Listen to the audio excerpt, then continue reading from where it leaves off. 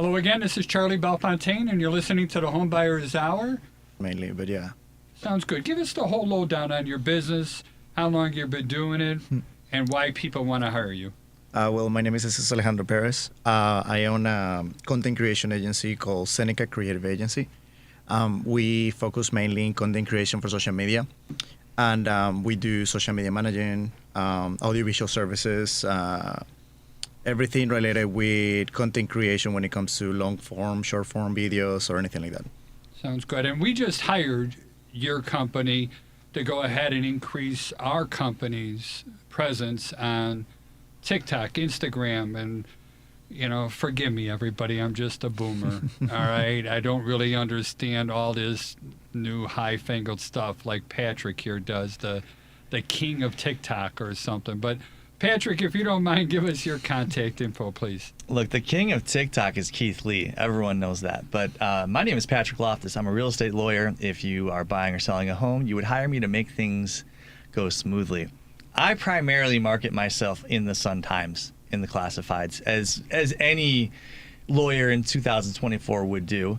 And I get phone calls, on a monthly basis. It's amazing. The return on ad spend, the ROAS, as they say. Find me, if you want to find me on social media, I guess you can. On Instagram, I'm Loftus_law. On TikTok, I am at LoftusLaw.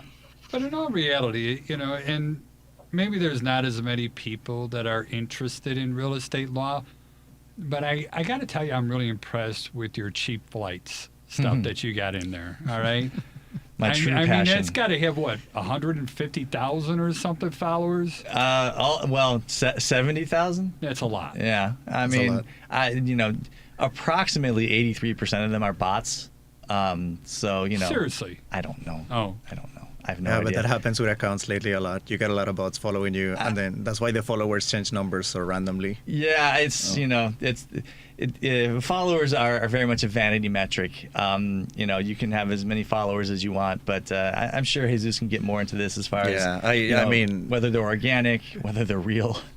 We always talk about this, but I always say that followers are just a number that is there, but the actual number that you want to see is the reach and the engagement that you're having.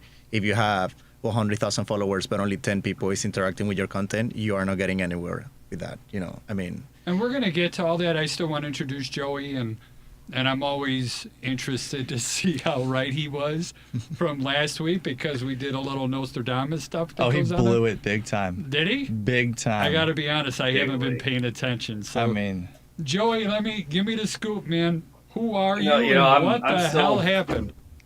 I'm still digesting all the baloney that Patrick just threw at us. Anyway, so we need the malarkey flags. Oh shoot! The Fed dropped the Fed funds rate by 0.5 percentage point, which I was anticipating for sure that they would only do a quarter. The market negatively reacted after. The initial reaction was positive, and then Jerome Powell talked. And because Jerome Powell is who he is, he really just destroyed all the gains that we had. So since that meeting last week on the 18th, when they announced the cut, we've actually seen rates tick up rather than down, and we have seen the 10-year Treasury slowly climb. We had consumer confidence data come in yesterday that was lower than expected, which helped us some, but we're still seeing the Treasuries and mortgage-backed securities climb up, which is bad for rates.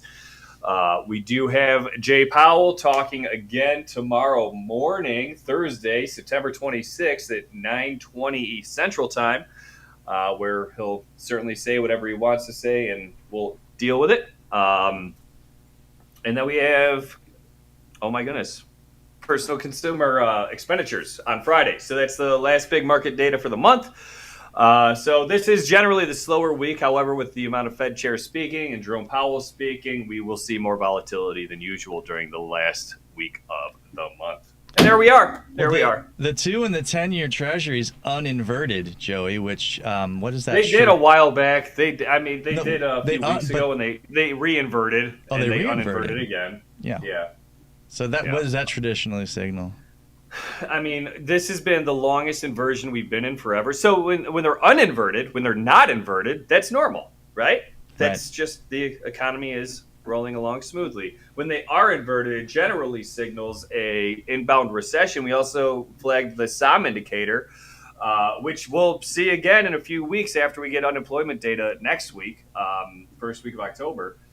We'll see if we're still flagging that, but the SOM indicator, inverted treasury yields generally signal that you are in or running into a recession. And just to be clear about what an inverted yield curve means, so you would expect, common sense would suggest that money invested in a 2-year treasury, in a short-term investment, would return lower than money invested in a longer-term investment, a 10-year treasury. When we're talking about an inverted yield curve, the opposite is happening, where the 2-year, the short-term investment is paying back better than the long-term investment. Right, Joey? Did I say that right? Correct, sir. Yes. That's correct. Nice. And that makes economic sense.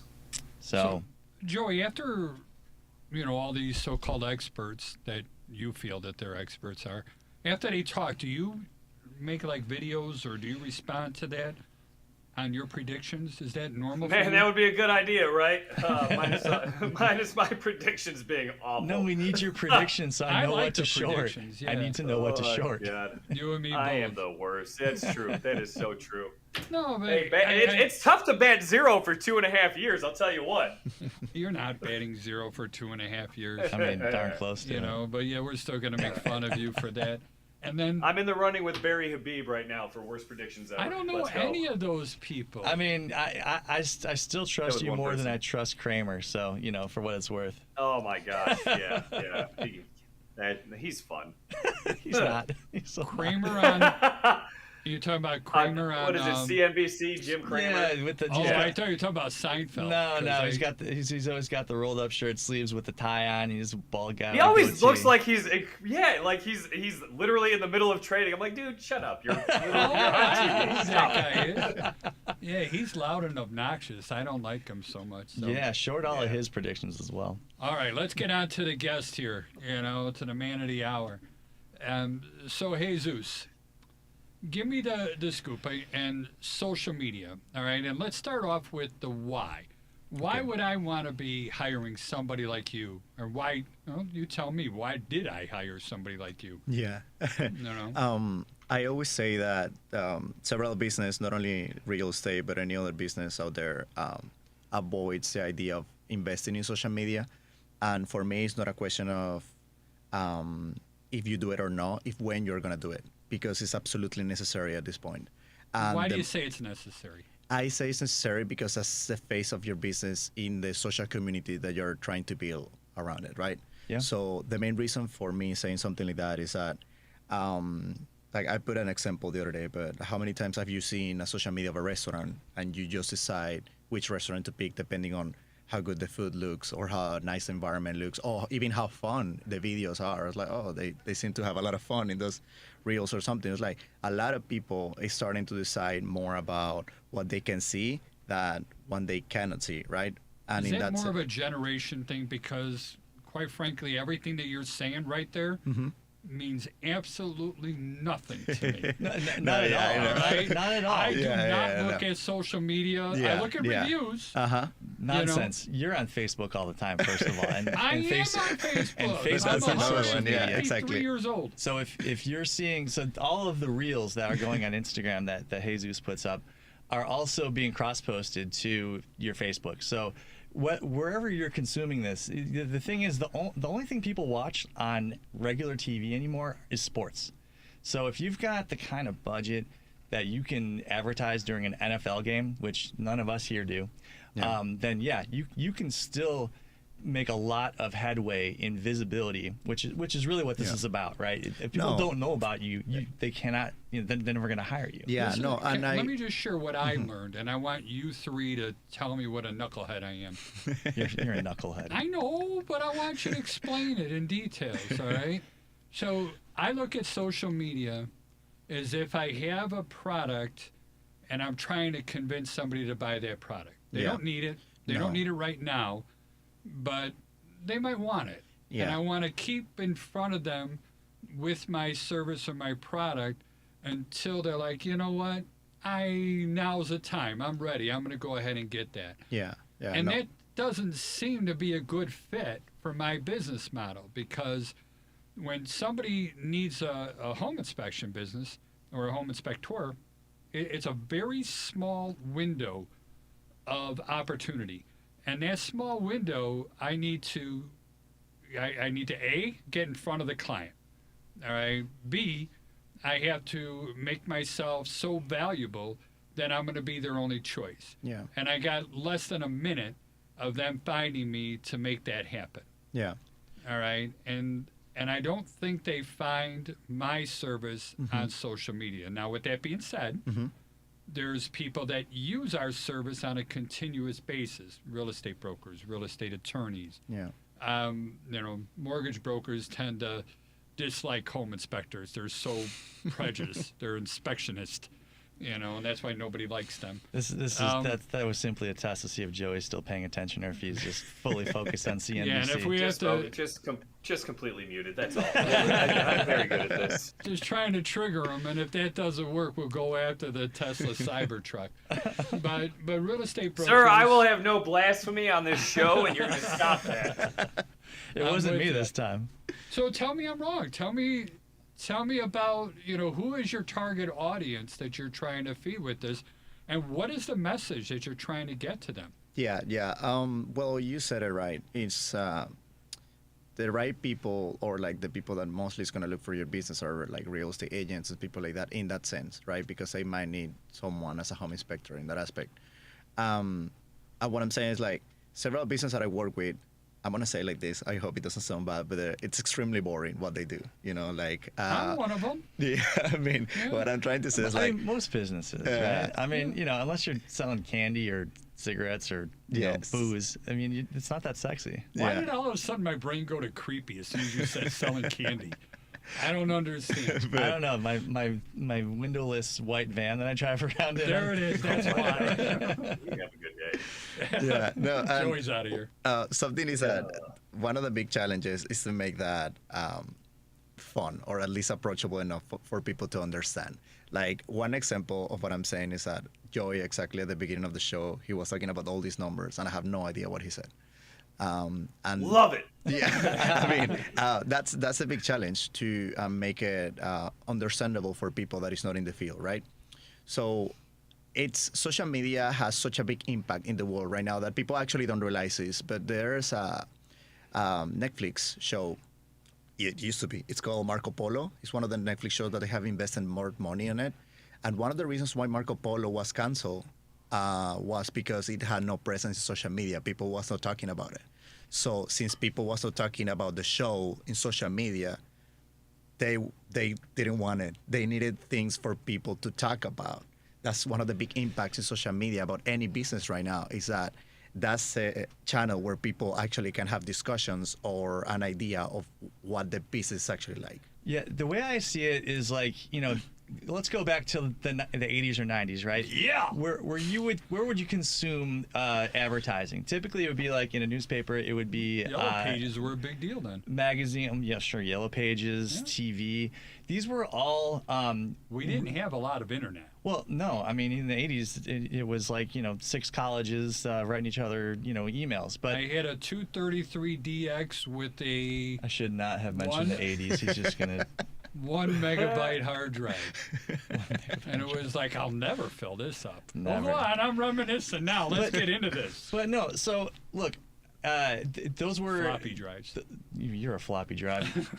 Those were ways, really, really good ways of getting in front of a lot of eyeballs, right? Mass market, but really high barrier to entry as far as the investment. Even a Yellow Pages ad wasn't cheap back in those days. No.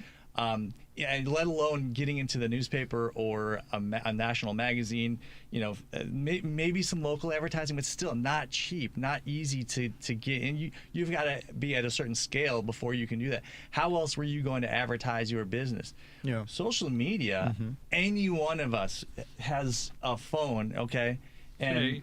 we can record ourselves and put ourselves on social media.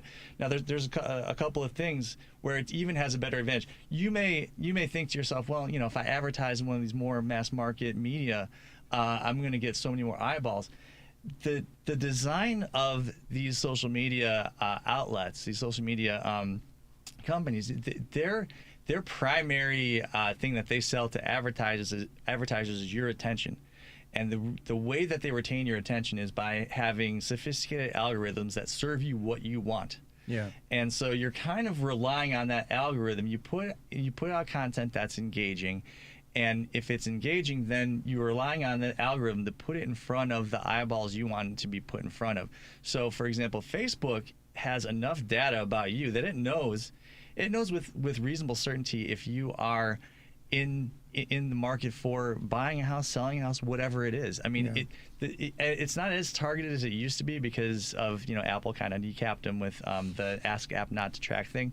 But still, it's like you can be so targeted that even if you are getting reliably 400 or 500 views, I mean that's gold. That's fantastic. I mean, if 5 or 6 of those people are people that need you in that moment, man, you're in great shape. And you're saying it in the right way, but also I want to add something to that is not only the way that you can find clients, but you can build connections with people. Like Charlie, you know how valuable connections can be in anything, actually. That's the main focus of a real estate business. Is building those relationships. Yeah, that's why when I started working with real estate agents in social media, I noticed something that they were trying to show their expertise as much as possible, and I still see it, and it's amazing.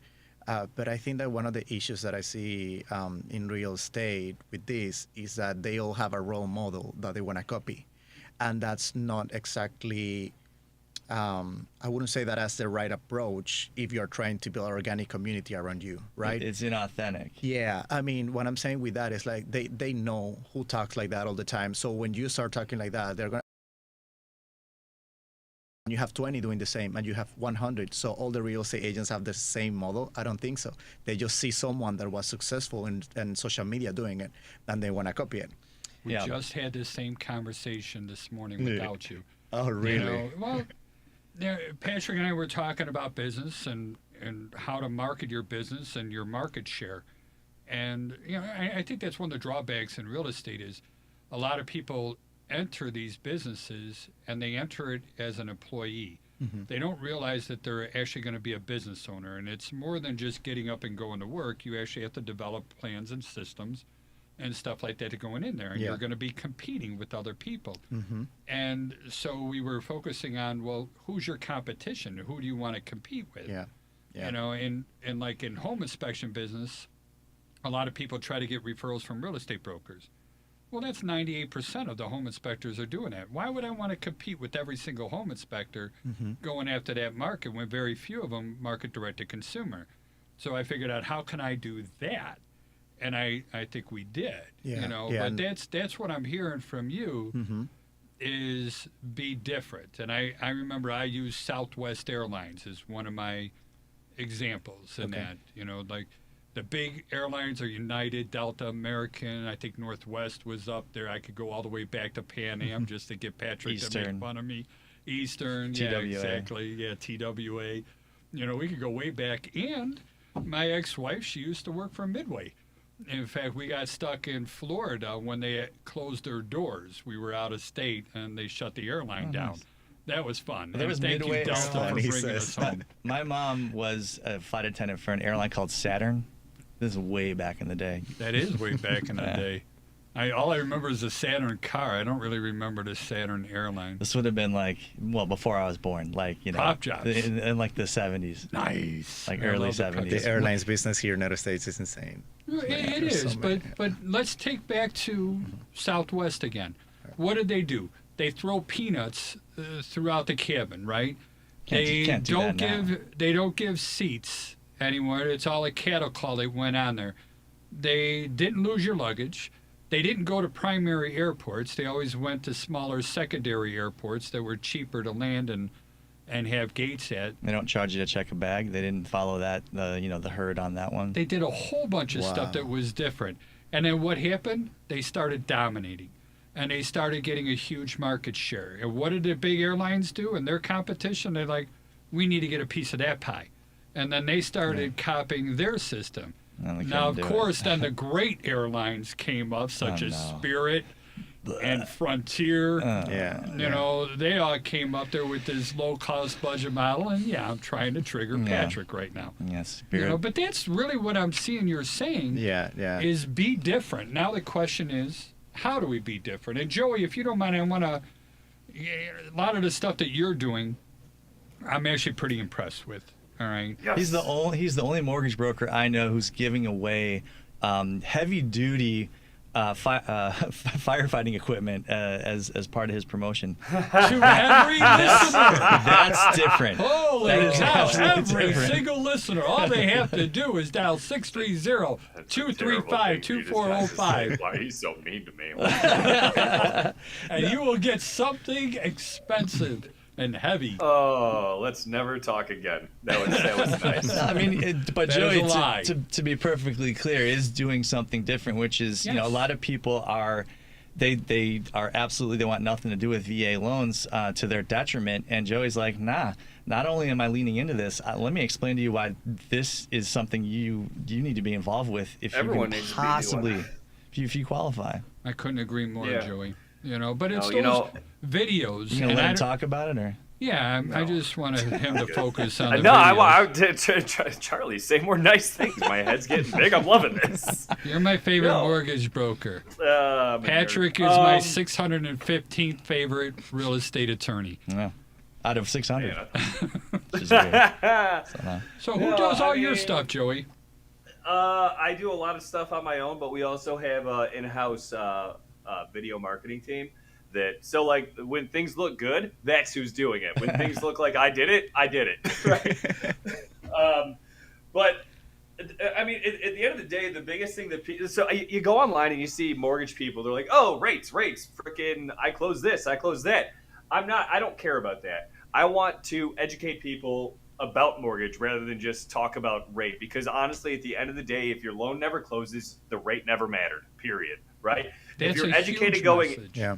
And everyone's offering the same rate. You know, they dress there's no it up magic differently, sauce. but you guys are all getting your money from the same spot by and large.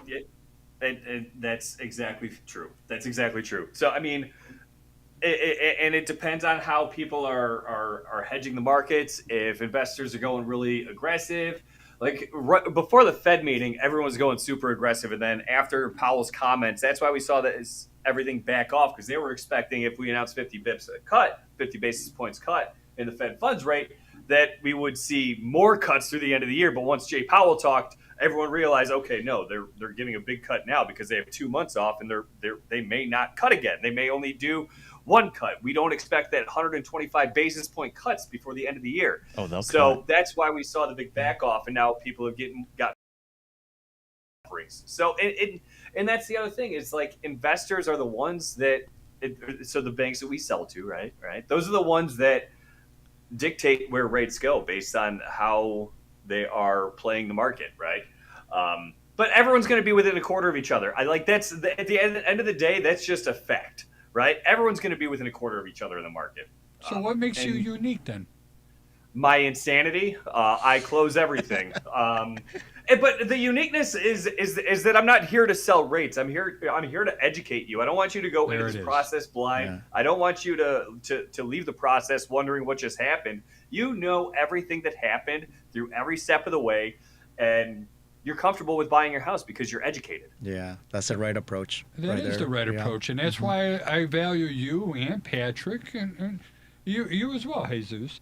Thank you. You know, Thank you. it's the knowledge that you guys bring to the table, and that you're always willing to share that is what makes it great. But I think the hard part is going to be, how do you get somebody to listen?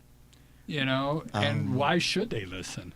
I think that goes with the idea of people engage with people that they see, that they look like them, like the people that they feel that they can talk to, right?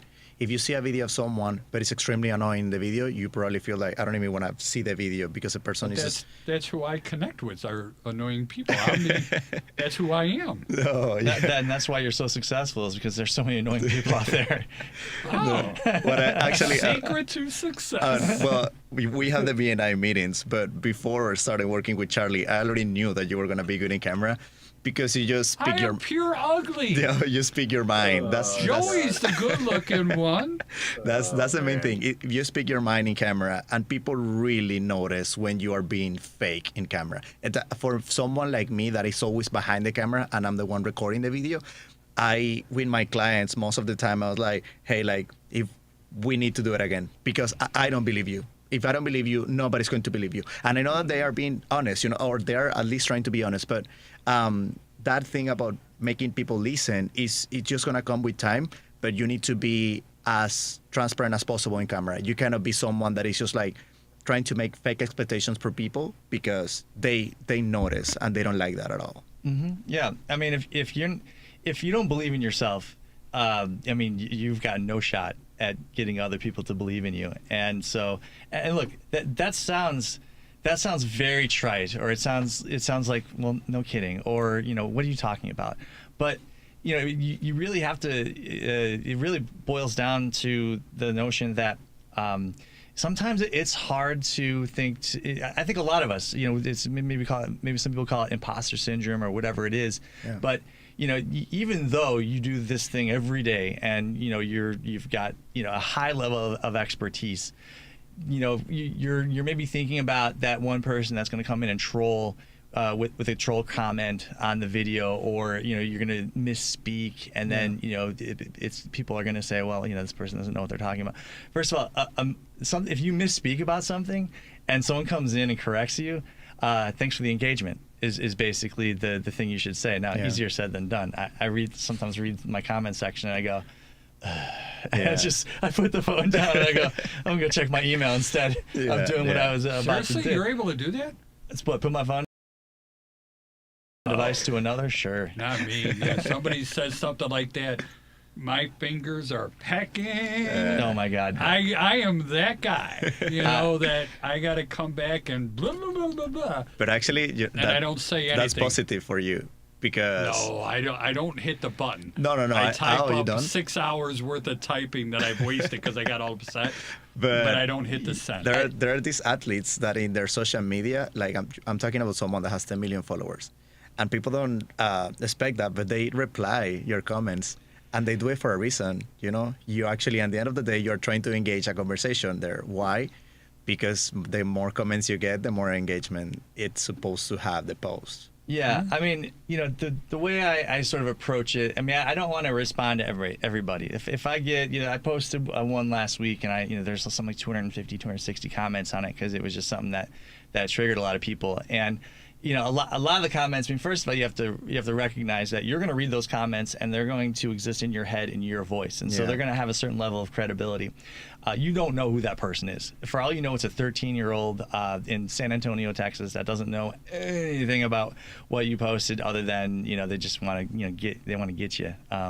So you sort of dismiss those. But the way I like to approach it is, if I see someone that makes a comment and I can sort of tell they're making it from like a genuine place, not just trying to be a jerk or something, then my next step is to kind of gameplay it out, right? Because there's going to be my knee-jerk reaction, and it's probably going to be coming from a low level, just like, oh, wow, you don't know anything, blah, blah, blah. Yeah. And all that's going to do is start an argument, and now I've dragged myself down, and I've sort of undermined my credibility. Whereas if it's more of a productive thing, and I can gameplay it out, and I go, okay, this actually could be a reasonably civil conversation. Those are the kinds of things I'm looking for in terms of a response. But it definitely takes some time and some skill and some thick skin if you get the wrong type of engagement. And you're touching a very important thing right now, that is how toxic social media can be. And that's one of the topics that I talk the most about people, because for me it's I literally work with this, so I'm in my Instagram or in my client's Instagram all day, every day. I really need to remind myself that that's not the reality most of the time, Totally. Or Yeah. let me suggest an For sure. alternative. Yeah. What you need is a Finstagram, right? It's got no identifying information about I you. tried to do you know, one. just like a random that? photo, and then all of the I was gonna say a bad word. I'm not gonna. All of the nasty things that you want to respond to these people. Yeah. That's who gets to respond is the anonymous Finstagram. So I created a fake Facebook account just to mess with some of the fireman friends that I used to work I'm with. calling because- the Facebook police on you. Oh, and is- that's fine. That They is can against shut the it terms down. and conditions of the service. Thank you very much. It might be, but I really feel that I am Tom Skilling's doppelganger, You are. right? You are. And I look a lot like him. So I created a Facebook fan page that says Tom Skilling Rocks. And I use that just to mess in a private group, and that's it. But people are finding that thing, and they're following it. And I'm Yeah. like, oh my God, I don't want to mislead anyone. I only post in one private group just to mess with people, but that's it. But I know, evil, right? And one of my inspectors is actually pretty good friends with Tom Skilling. So I'm like, oh my God, I don't want to get in trouble for this. And now I don't even know how to delete it. I help. I'll give you a hand. But going back to that, I think this needs to remain out there in the world. I want to see what chaos this ultimately spawns. You just want to see me go to jail, that's all. I don't think you're gonna go to jail, but I Facebook I jail. think you're gonna end up like on the news. No way. Now that's publicity. yeah, right? yeah, that's Any news is advertisement for good sure. news, isn't Yeah, it? yeah, Local home inspector who found to be a Tom Skilling impersonator. yeah. Oh my God. But going Well, back it's to the cumulus cloud. going back to the toxicity of social media, I just want to say that you have to make it the place that you want to be in. Like it's just like that. And the algorithms right now, they work exactly like showing you just what you want to see, just what you want to listen, all this. And this can affect like your entire perspective of reality, because reality is not only what you see. It's a lot more point of views and stuff. That's why I say, like, not only the community, but even the algorithm, several factors. But you can make it fun. You can make it your safe space to share ideas. Yeah, there's nothing wrong with deleting a comment that just isn't contributing. If you really unfriending want somebody that they're not really a friend. Yeah, I mean, Yeah. you can, be unfriendly if you want. I get a lot of people that want to friend me, like, I don't know, maybe like a dozen a day. Oh, it's crazy. Like ever since I started posting a lot on social media, I mean, I don't know how many Facebook friends I have, but it's like way more than I realized, because it's just like, and I'm always checking because there's always like these thoughts. You don't know what a thought is, but I have no thoughts. well, good. Your wife will be really pleased to hear that. We'll talk later about what I mean by thought. As soon as I see that, I'm just like, no, thank you. That's a ticket to me having a fight with my wife, which I don't want, because I don't really care to engage with fake people that want to try to friend me and catfish me. But Yeah.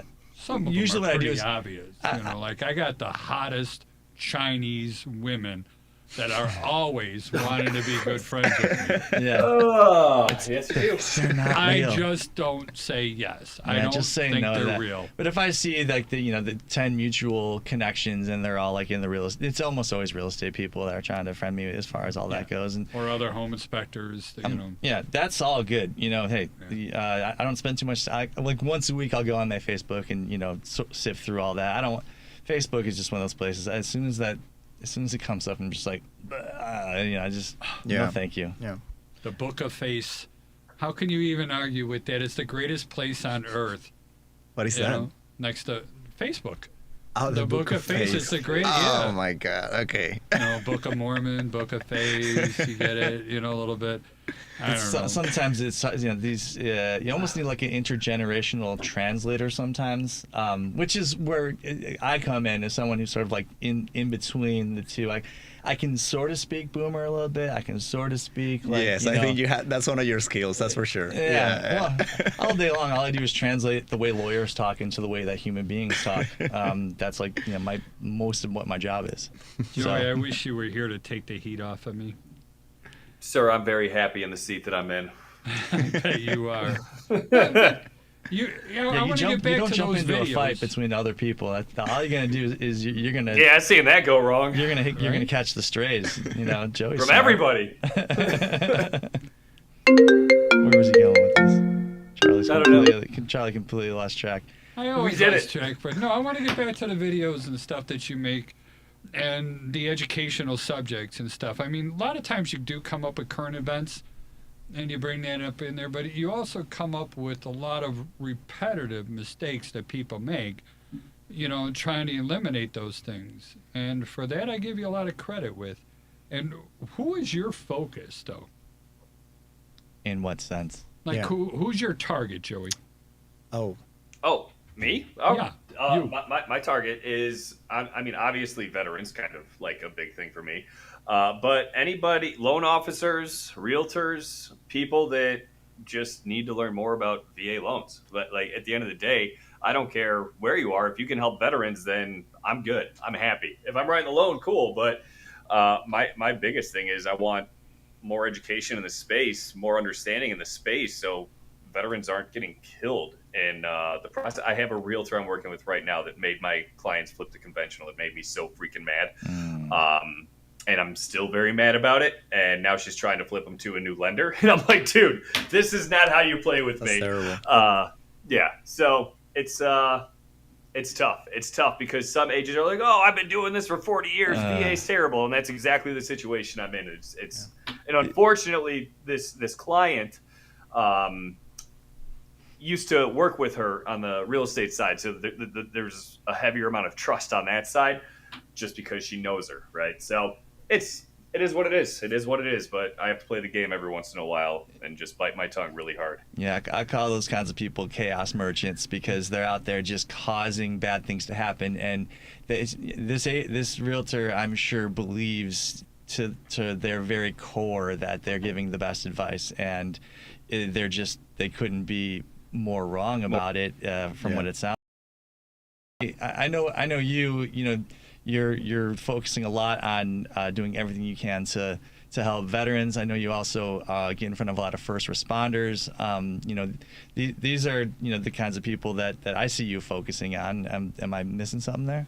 No, yeah, you're right. I obviously failed to even talk about that. I was a firefighter for a long time. My dad was a Chicago cop, got killed when I was 4. My mom was a nurse. My sister's a teacher. So like, it's the people that are already in my sphere that I've worked with the most. So you focus on who you know. At the end of the day, it's really what it boils down to. Yeah, and what you know. Yeah, and a lot of those folks, not for nothing, Joey, but a lot of those folks are underserved when it comes to these kinds of services because we do tend to speak to other people who are like-minded in the sense that do similar jobs, live in similar neighborhoods, and they may not know a mortgage broker. They may know 100 cops and 75 firefighters and maybe a nurse here or there, but they don't run into someone who has your expertise. And so it's important really to have someone with the connection you can make with these folks who can also reach out and provide a genuine, valuable service to help them become homeowners. I think the biggest thing is you don't know what you don't know, all right? And adulting isn't always easy.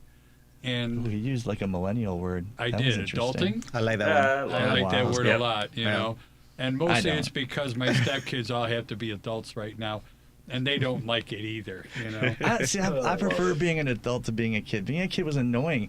I had to do what everyone else told me to do. As an adult, I can do whatever I want. That is true, but then you still have to pay for it. That's Yeah. fine. That's And worth these You take kids full don't responsibility for Worth it. If I want to go, buy a candy bar and eat it, I don't have to ask anyone for whatever it costs. $5. Right? But no, I mean, let's take it to real life, though, because let's just say I'm a veteran. And I went there, I picked up a weapon, I helped everybody in this great country, and I protected their rights. I've done my duty, I served it well, I come home. There's a ton of benefits that are out there. And if I don't know what they are, I can't take advantage of those to me, right?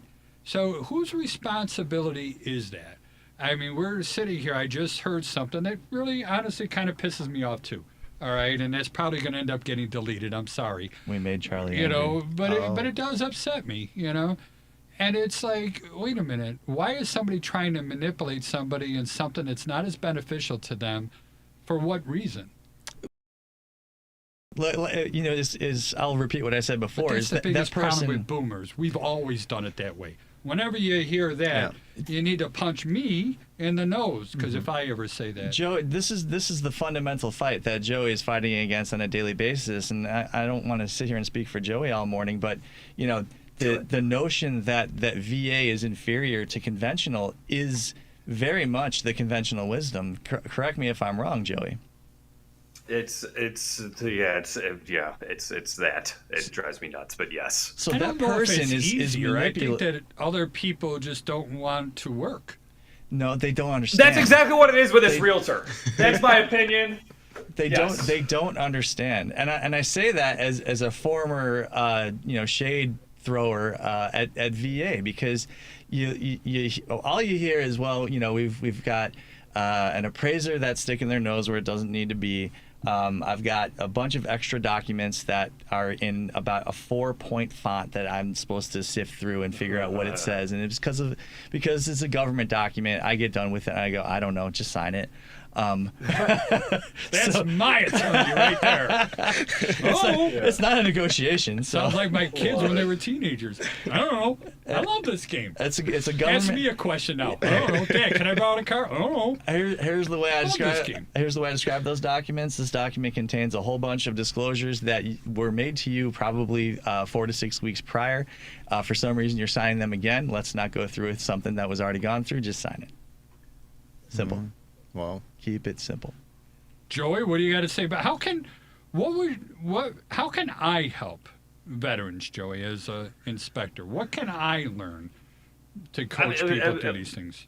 We've done it with the NPRs. I mean, if you know that you have a possible VA loan, right? That like we've gone through the whole NPR list together, the minimum property requirement list together, like things that will be issues and things that won't. Like the handrail thing, that's not in the actual handbook. That's based on building code for the municipality or the county or the state, depending on whoever is in charge of building code where the home is, right? Yeah. There's just certain things that if you know, it will be helpful for the negotiation. That's all it really. Knowledge, man, knowledge. That's all that we need is more freaking smart people. Well, knowledge is power. There is no ifs, ands, buts about it. And the more Don't you make me know, the cry on more the you're air. worth. Yeah.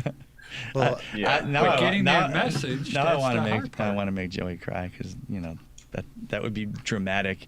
And talk about engaging. When you can get someone to cry, I mean, that is like, you know, we'll put some music behind it. You know, not the sexy one that we usually give to Joey. Just be like, you know, we'll dim the lights and make it very dramatic, and you know.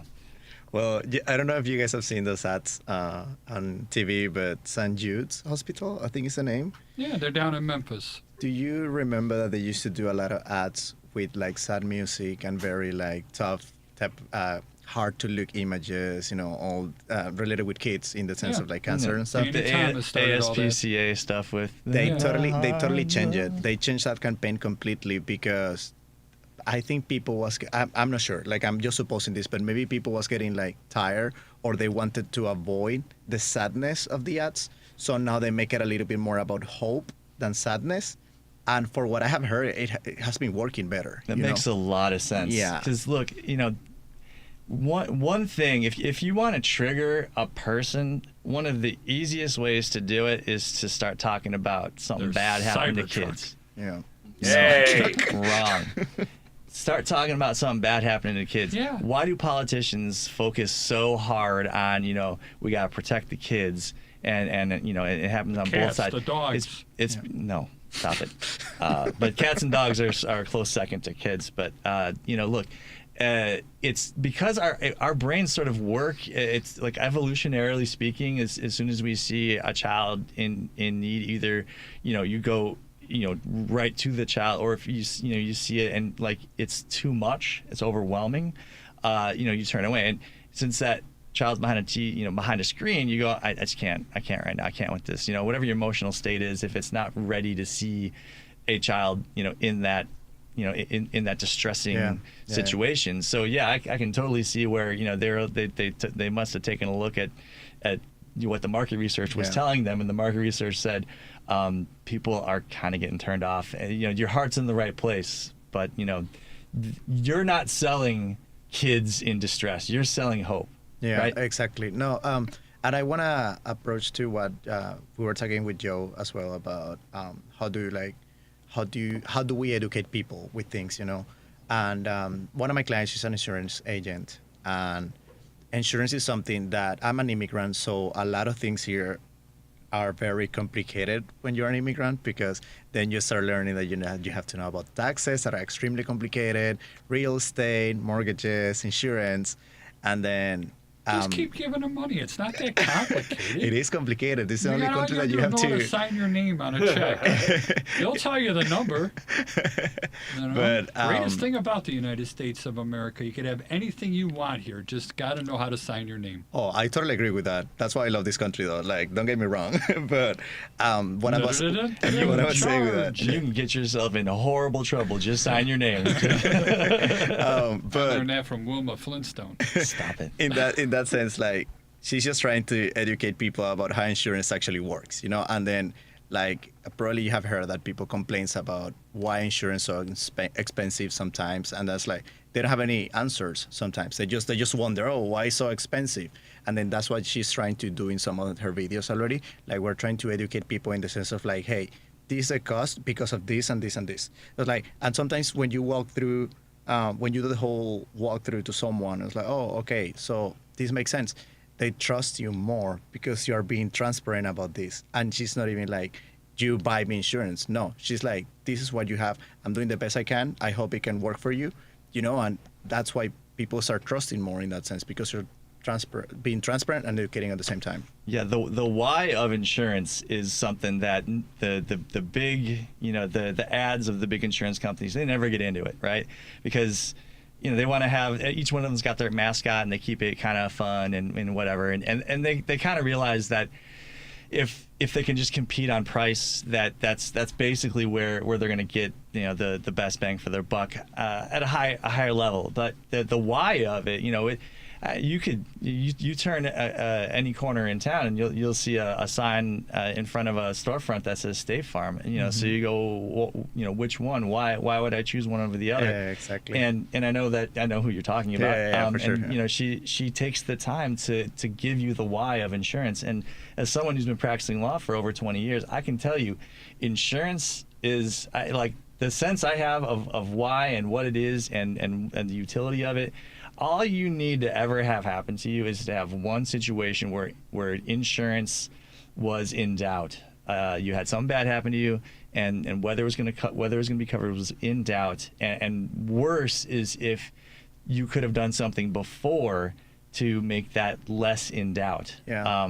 You will have a much better sense. But to be able to educate people about that before it happens, there's so much value there, and I probably see it different than 99.9% of the population, but yeah. That's huge. Answering the question why, for me, you will go a long way to convincing me of your value if you can just answer me why about whatever it is that you think that I need to pay you for. Yeah. That's like Zig Ziglar? That's like one of the hardest things to do is, what's your why? Why are you doing this? I know my why, for sure. What's your why? I want to have a positive impact in social media at some point with the agency, and that's totally Okay. possible. I know that people that started with agencies like mine in ads, they kind of like try to have some type of impact with their ads as well. But now we have the channel of social media that is like, I want to say that it's like, it's more inside your head, in the sense that you're always in your phone and you're always sharing that space with family and friends as well.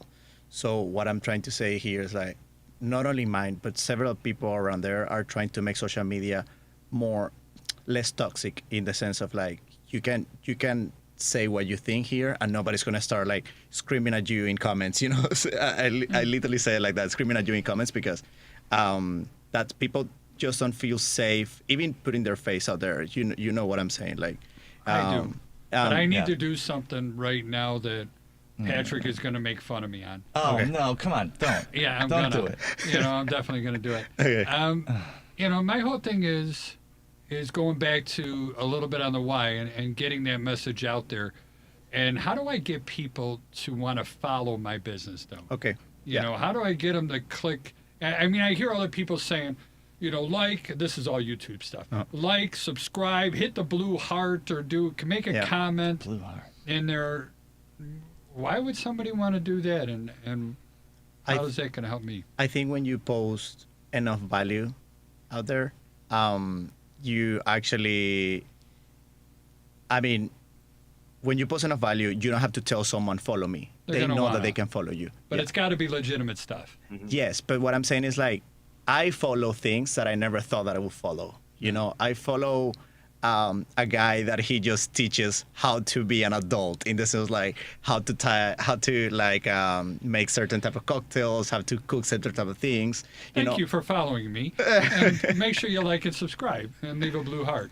Well, Exactly. I mean, why do I follow my favorite Inspector Preston? Oh my God, he's trying to trigger me all day.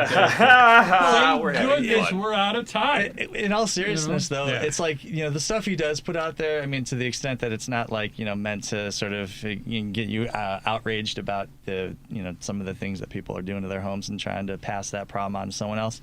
There's value in the information that's being put out there. I don't think you can answer the question, why would someone follow you?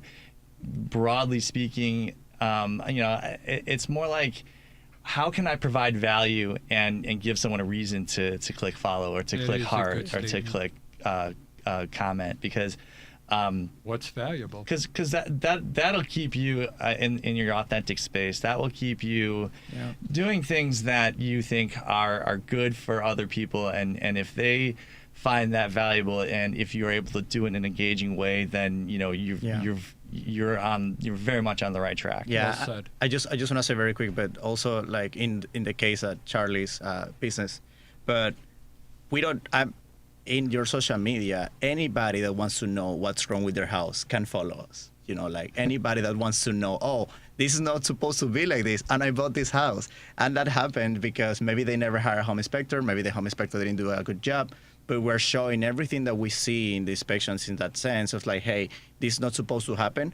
And not only real estate agents believe on, oh my God, these guys do a really good work, but also people that own a home, that there are a lot of people owning homes out there, they'll see it. And I was like, maybe I should follow this guy in case that something like this happens in the house. That's why Jesus is the expert. That is. Jesus, how do people get hold of you if they want to hire you? They can follow me in social media at Seneca Creative Agency on Instagram.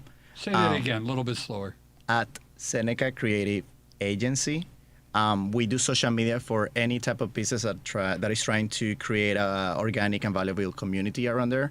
Any type of business that thinks that they want to actually build a community around there, in the sense of that you're a restaurant, you're a dog trainer, you're an insurance agent, you're a home inspector, you can follow us there for sure. Sounds good. Patrick? Find me on social media. I only pretend to be an expert in this stuff. I just get, it gets me excited. You did pretty good. Thank you. Find me on Instagram, Loftus_law. Find me on TikTok at Loftus Law. Sounds good. Joey, please. Yes, sir. Oh my gosh, did I not introduce myself at the beginning? Joey Mathews, NMLS 1330694, the VA Loan Nerd. You can find me at thevaloannerd.com across all the social medias as at the VA Loan Nerd. You can call or text me at 630-235-2405. And thank you, everybody, for listening. My name is Charlie Bellefontaine. I own Chicagoland Home Inspectors. Thank you to Devin Tingle, who makes everything work in this place. And I'm very